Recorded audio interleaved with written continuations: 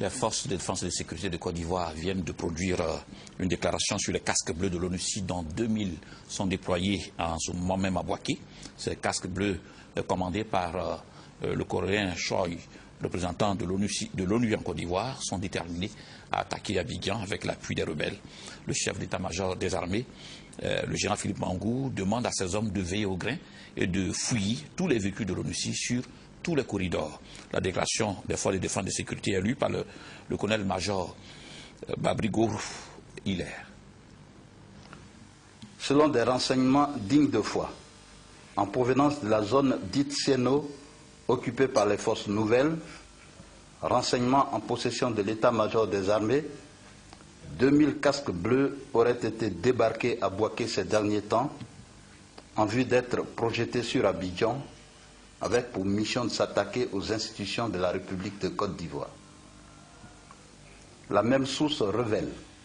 la fourniture aux forces armées des forces nouvelles,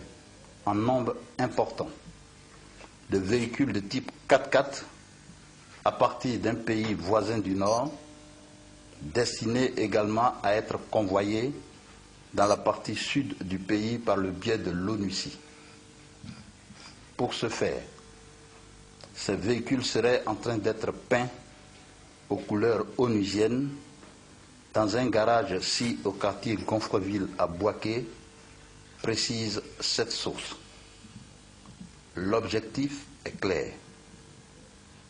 Les éléments des forces armées des forces nouvelles, avec l'appui de leur soutien interne habituel, se rendraient ainsi massivement dans la capitale économique ivoirienne et dans d'autres villes sur les lignes de front, au fin de mettre à exécution leur projet d'attaque, de conduite d'actions de sabotage et de guerre en milieu urbain, au cours desquelles ils ouvriront le feu sur les innocentes populations. Les effets attendus par ces derniers restent la provocation de soulèvements et une révolte générale des populations civiles contre les forces de défense et de sécurité de Côte d'Ivoire censées assurer leur protection. Car, dans cette même logique, des informations persistantes font état de ce que certains de ces véhicules 4x4 porteront le sigle SECOS, entendez Centre de commandement des opérations de sécurité, une unité appartenant bien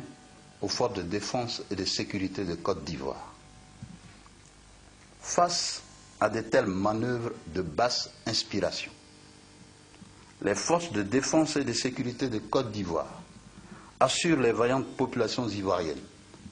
vivant sur l'ensemble du territoire national qu'elles mettront tout en œuvre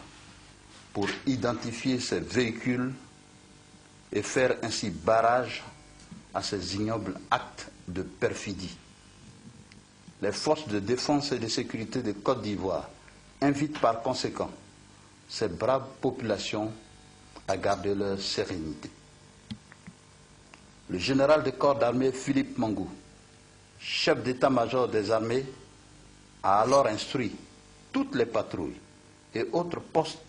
de contrôle des forces de défense et de sécurité de Côte d'Ivoire, partout où elles se trouvent,